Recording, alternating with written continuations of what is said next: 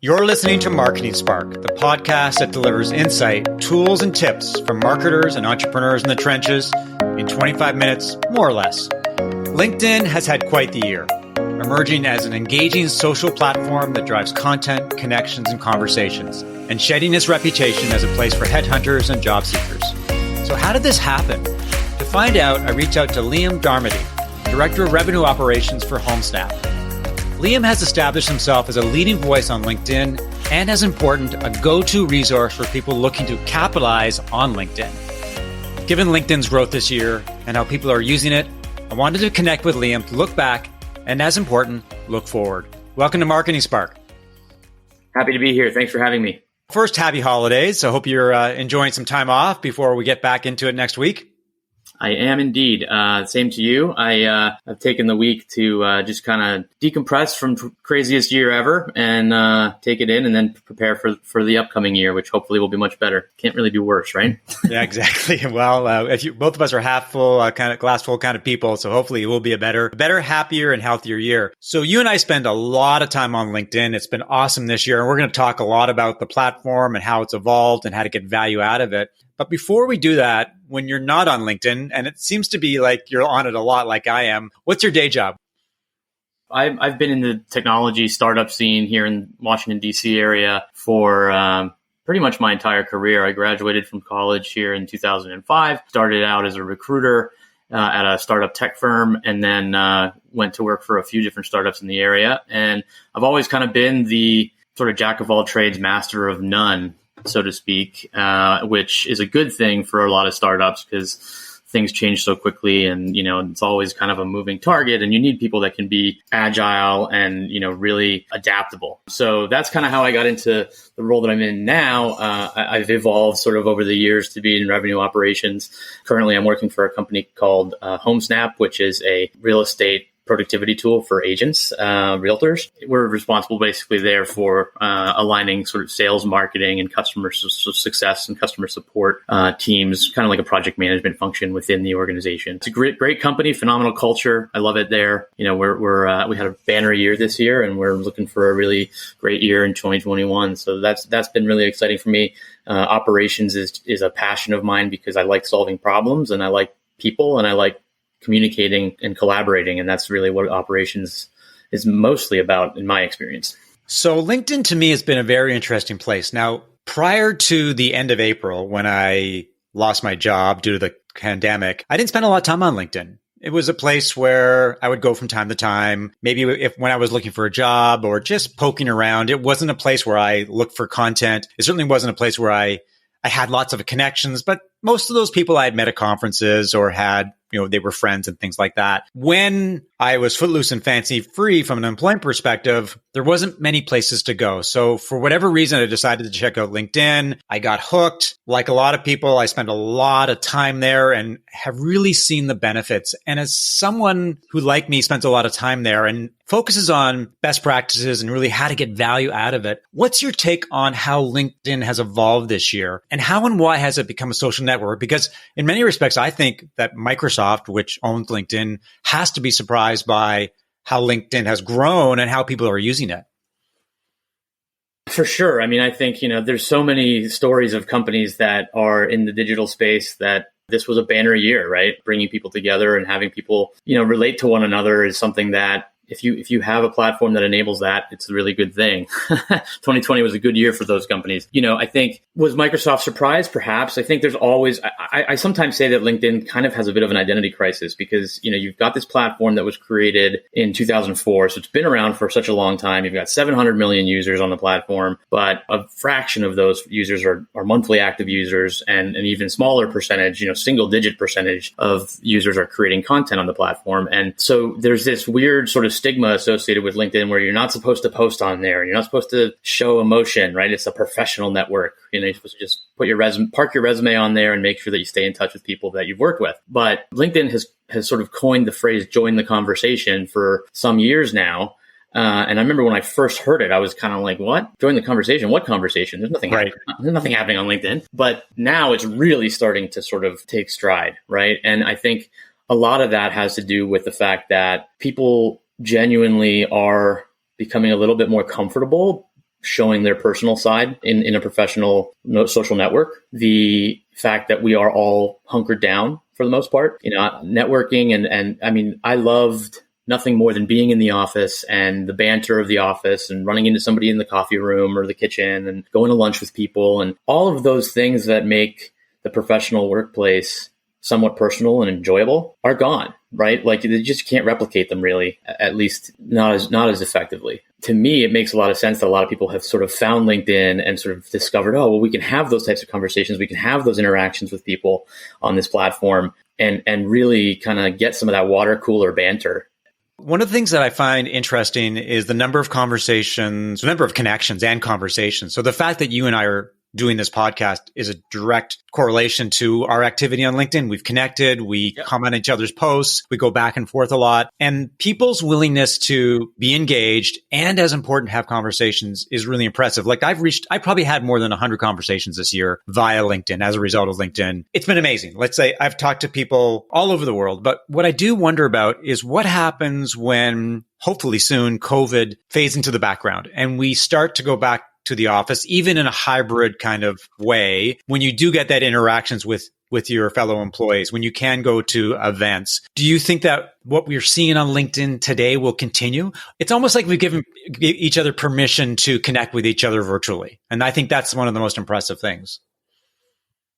That's a good question. And I know a lot of people are sort of thinking about it right now. Personally, I think about all of the other industries that have been impacted by technological advancements and the internet, right? Once people have a taste of what it's like to use LinkedIn in the way that you and I have this year, traditional networking just doesn't necessarily make quite as much sense, right? It's a lot more labor intensive. You go to a networking event and you see maybe 200 people and you walk in, you're like, okay, well, I'm here for 2 hours. I can probably have a dozen conversations. And of those dozen, maybe 2 or 3 turn into something that makes a lot of sense. And then you have to sort of think, well, who do I want to talk to? And you're scanning the room. And it's an old school approach, right? It's an inefficient, and leave it to an operations guy to sort of figure out like that's inefficient, right? You look at other companies or other industries, right? When, you started to be able to do online banking, people were terrified of online banking, right? They didn't want to have their details on the internet. And now, when's the last time you went and saw a bank teller or, used an ATM? Hailing now that Uber exists, hailing a cab with your hand just doesn't make sense. It's just, why would you have to wait for somebody to drive by you and pick you up, right? And I think that networking is kind of like that, right? And to take it a step further, LinkedIn is essentially like the world's largest networking event, right? It's 24/7, 365 if you want it to be. It has no geographic limitations whatsoever. And you have the added advantage of being able to learn a little bit about somebody before you decide to reach out and introduce yourself. And that is something that you don't get at networking events, really. And that is where I think the real value lies, is that you can sort of curate your own network and you can expand your network globally, right? And as we continue with the work from home, the fact that so many companies are comfortable with people working from home now, or maybe not comfortable, but have to deal with it, means that you want to have a global network. You want to have more people that are interested in the things that you are in different places, because geographic location no longer matters as much. It's not as limiting as it once was. So that's kind of, I think people will continue to do it, especially younger generations, right? I think that's the other thing. You've got, people that are in their 20s right now going into the business world. They're used to living their life online. They're not used to holding back. I think that will actually drive a lot more conversation on the platform and utilization. And I think those who participate are going to benefit a bunch, and those who do not are going to maybe regret it a little bit. Yeah, the one thing that struck me is before COVID, I'm a marketing consultant and I have to do a lot of prospecting and meet with people, and the amount of time and energy that I spent meeting people for coffee. So you got to get there, you got to do the coffee meeting, and maybe it works out and you have a great hour-long conversation, or maybe you're 20 minutes in and you realize that it's not going anywhere, or this isn't really a good connection. And then you got to come all the way back, and it's 2 or 3 hours out of your day. And now I think about it, and I do wonder whether I'll ever have a coffee meeting with someone again, unless they're a really great prospect, unless it's really somebody somebody about a meet because we can do that. We can get this connection. We can really establish a relationship. So a couple questions for you, just shifting gears in terms of how you and I use LinkedIn is A, how long have you been active on LinkedIn? And we can define active in different ways. And what's been your approach this year? Have you had sort of a strategy, or has it just kind of evolved as you've gone through the year?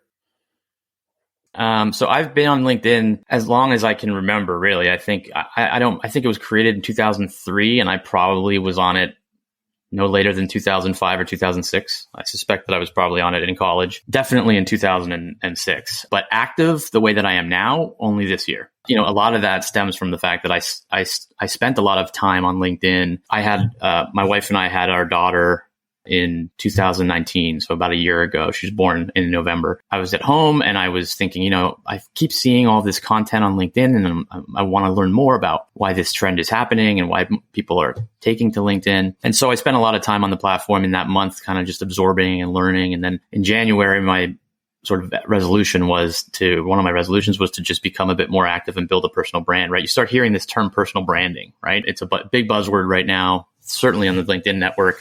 So I wanted to learn more about it and see if I could sort of take a crack at establishing one. I went all in, and I sort of fell out of love with Facebook and Instagram, kind of just post pictures for my family to see my kids and whatnot. But LinkedIn was a place where I was genuinely finding meaningful information, not just Forbes articles, right? Like thought leaders, people that, you've got Gary Vaynerchuk posting stuff on LinkedIn all the time because he's talking about how massive the organic reach is on that platform.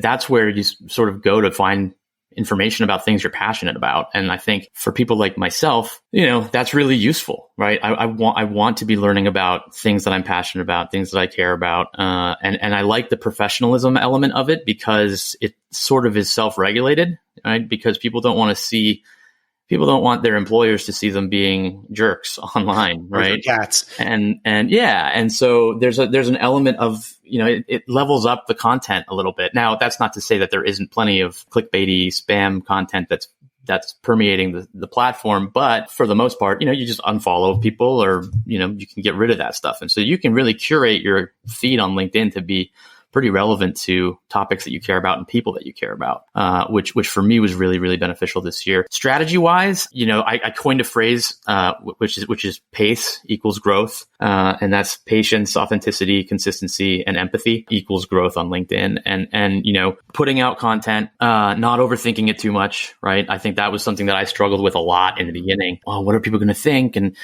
not having to worry about dealing with likes and things like that. Like, it's so, you see all these people that are getting hundreds or thousands of reactions, and you're like, I want that to happen to me, but you have to have patience, right? It has to happen gradually, and you have to kind of establish the things that you care about and establish your voice. And so that's very much what 2020 has been for me. It's been a bit about finding out, really, what are those things that I care the most about from a business standpoint. And for me, it's emotional intelligence, it's leadership and empathetic management, the human in human resources, and it's personal branding and LinkedIn connection and connecting with other people. Those are the three things that I kind of have honed in on myself this year. And all of my topics in some way, shape, or form, the content that I create relates to those. I've posted, I think, 535 posts in a year, which doesn't feel like that much, but I guess it is. And it's just, I say it's like replace Netflix and chill. Like sometimes I'm just LinkedIn and chill, or I'll be Netflix and chilling and I'll have LinkedIn on in front of me and I'm doing two things at once and sort of digesting content. So it's become a hobby for me this year. And that's what's fun about it. Yeah. And I think what's interesting to me is the content creation side. And you mentioned the fact that you've posted more than 500 times.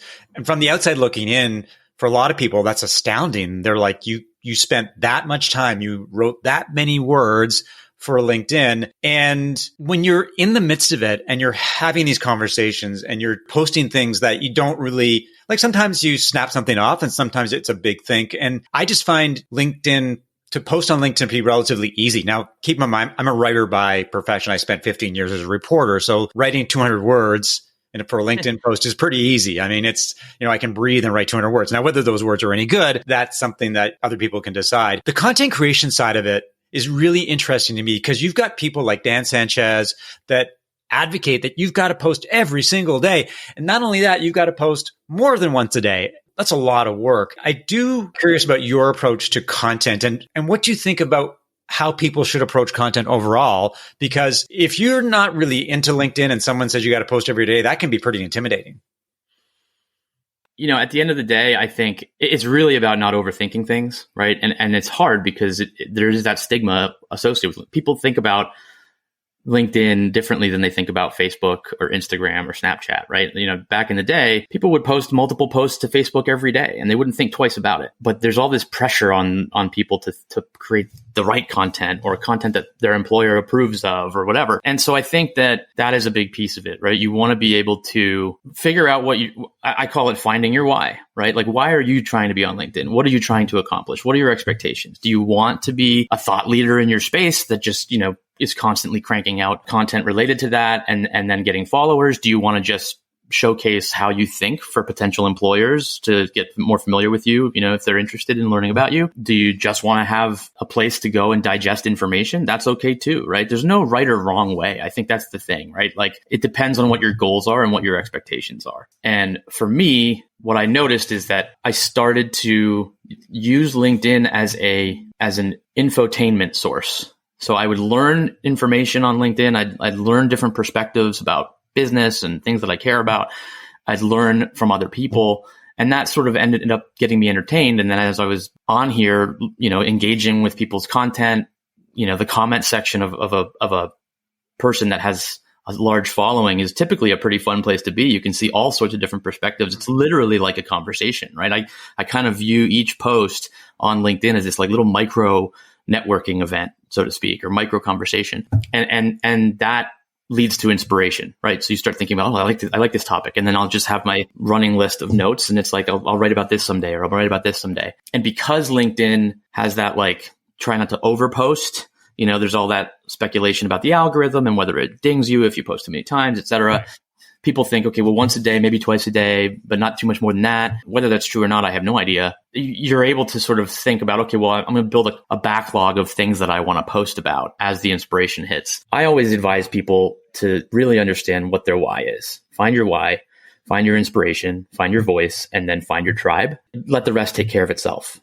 That's great advice. One of the things I wanted to ask you about is the biggest lessons that you've learned about LinkedIn this year. And for me, it's about conversations, because I think there's such a focus on connections and building up that connection count and figuring out whether I should accept connections or who I should reach out to. The thing that I learned that sometimes gets lost within the whole LinkedIn growth phenomena, it's the fact that turning connections into conversations. And it's a simple act of reaching out to somebody like you and saying, hey, Liam, I love what you're doing. I love the kind of insight that you're offering about how to use LinkedIn. Would you be open to a conversation? What has amazed me this year is people's enthusiasm and their willingness to talk. And I have yet to be turned down by anyone. One person turned me down, and I knew that person, and I was totally surprised. I was like, well, this is not the way the game is played on LinkedIn. My lesson to anybody is, boo, exactly. Don't be satisfied with connections, because connections are just one way to play the game. It's about the conversations that delivers value. Mm-hmm. So I'm curious about some of the big lessons that you've learned this year from being on LinkedIn.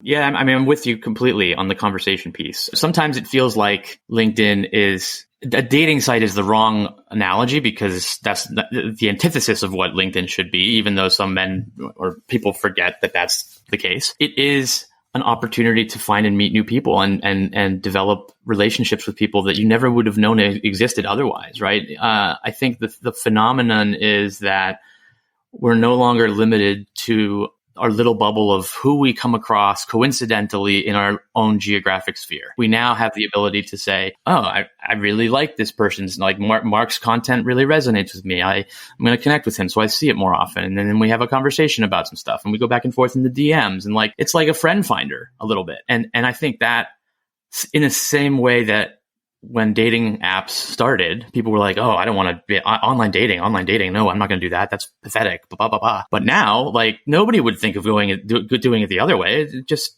the internet helps you connect with people better. LinkedIn is helping you network and build a connection with people in a different way. And I think as the world continues to evolve into a place where physical location matters less than skill, ability, and relationships, that's going to be a pretty powerful thing for the platform. The lessons that I've sort of learned are that people want to connect People want to converse. People want to relate to other people. Some people don't, but most people want to have those conversations around topics that they're passionate about. You can't really get that on other platforms, right? Because there's a discovery element that doesn't exist on the other platforms so much, right? On Facebook, you're kind of connecting with people that you know, and like you have the Facebook groups, which are phenomenal, actually. Like their groups functionality is way better in my experience than LinkedIn's. You are able to find people, you find your tribe. That's sort of the coin that was the phrase that was coined by Brian Schulman, who's like the video king of LinkedIn. It's right? You find a little tribe of people that you like to talk to and engage with, and you enjoy their content and they enjoy yours. And that's really great. I guess on the flip side to that, I think I've learned that LinkedIn is a business platform, and there are a lot of people there to do business, and a lot of people who are there to do business may just be putting content out or having a persona that they know is going to generate revenue for their business, but that's not necessarily their intention, or that they're not necessarily there to be super authentic, or they're just there to sell, right? They're not there to really make relationships. So it all depends on how you go about finding people and relating to people and conversing with people and identifying what their true authenticity and their true intentions are. Yeah. And I think that's the thing about LinkedIn. For people who aren't on LinkedIn yet, which is, there's 720 million people who have LinkedIn accounts, not to say that all of them use it on a regular basis. You really have to, going back to your why. Why do you want to use it? And to figure out, like, how do you get value from LinkedIn, get the most out of the time that you're going to spend on it, whether it's an hour a day or once a week or a couple of days a week. I also wanted to ask you about something that you launched recently called LinkedIn Enthusiasts. I guess you're upping your game, or you're expanding your game, or you're moving into new areas. Maybe you can talk a little bit about what is this thing that you've created, and why did you do it, and where do you hope it will go? So, LinkedIn Enthusiasts is basically a page that I created for people that are passionate about the platform, like I am. And there's a lot of people like that out there. And, I think for me personally, LinkedIn isn't the only thing that I want to be talking about every day, right? That's not my identity. I care about tech startups. I care about revenue operations, sales, marketing, customer experience. Like all those aspects of business matter to me a lot. And what I found myself sort of thinking about was, okay, well, how much time do I want to spend talking about LinkedIn on my personal profile page versus a page that's dedicated just to LinkedIn? All of those things come into play, right? I'm not the kind of person that creates content ahead of time. I write down ideas when I have inspiration, but I don't create an editorial calendar. I know people that sort of sit down on a Sunday and just bang out all their copy for the week. I can't do that. I'm not that way. And so, I sort of got to this point where I was saying, okay, well, how am I going to actually talk about the things that I want to talk about without feeling like there's an opportunity cost associated with it? If Liam Darmody is more than just LinkedIn enthusiast guy, that's who Liam Darmody is, right? But LinkedIn enthusiasm is part of my hobbies, part of my passion. And I think that's why I carved it out separately, so that I could post more stuff about LinkedIn without necessarily taking over my entire profile as just the LinkedIn guy. Like that's not who Liam Darmody is. It's just a piece of me. Well, the ironic thing about writing about LinkedIn is that people love commenting and engaging on LinkedIn, right? And that you tend to get caught in this. It's like a self-fulfilling prophecy. If you want engagement, you post about LinkedIn, and around it goes. I want to ask you one last question. Earlier this week, I talked a little bit about where I thought LinkedIn would go in 2021. And most of it was focused around monetization, because I think Microsoft/LinkedIn has a huge opportunity to extract more revenue from this business as the platform grows. And some of the things that I think they'll introduce, I think video is a huge opportunity for LinkedIn. I think analytics for personal accounts is a huge opportunity for them to add value and maybe monetize it. And curious about how you think the platform will evolve this year, and whether monetization will be something that it will pursue, and whether you expect maybe enhanced functionality. I guess there's a lot of things that a lot of people would like to see.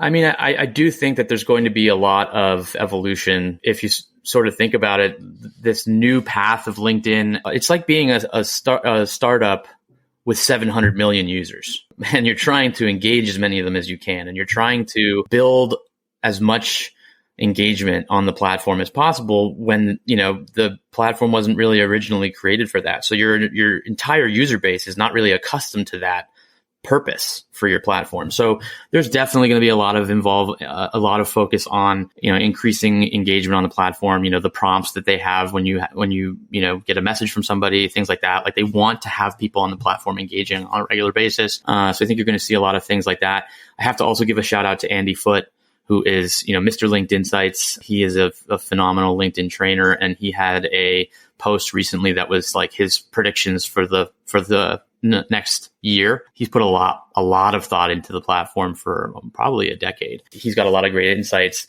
I think monetization will absolutely be a part of it. LinkedIn is part of Microsoft. The monetization is going to be important for sure. How they do it, I don't know. And I think there's definitely plenty of avenues in which they can sort of squeeze more revenue out of the platform for sure. I hope that they are able to maintain the integrity of the communication and the relationships that are on the platform, because I think that's where most companies that are in the social space fail, that they sacrifice the authenticity of the platform and the relationships in exchange for the ad revenue. And so I think maybe the fact that LinkedIn has been around as long as it has and is part of a much bigger organization that has sort of a longer timeline and a longer runway will give them the unique ability to approach that really cautiously, take it the right way, and make sure that they're balancing keeping people that are interested in the platform engaged and also making money at the same time. Okay, one final obvious question. Where can people find you online and HomeSnap as well? So linkedin.com/in/link to Liam is my URL for my profile. liamdarmody.co.co is my website, just a personal website. And the LinkedIn Enthusiast page on LinkedIn is where I'm going to spend all my time nerding out about LinkedIn going forward. Awesome. This has been a great conversation. Like you, I'm totally all in when it comes to LinkedIn. I've seen tremendous ROI this year, and anybody who's not capitalizing on its potential is missing out on something really amazing. Well, thanks for listening to another episode of Marketing Spark. If you enjoyed the conversation, leave a review and subscribe via iTunes or your favorite podcast app. For show notes of today's conversation and information about Liam, visit marketingspark.co/blog. If you have questions, feedback, would like to suggest a guest, or want to learn more about how I help B2B companies as a fractional CMO, consultant, and advisor, send an email to mark@marketingspark.co. I'll talk to you next time.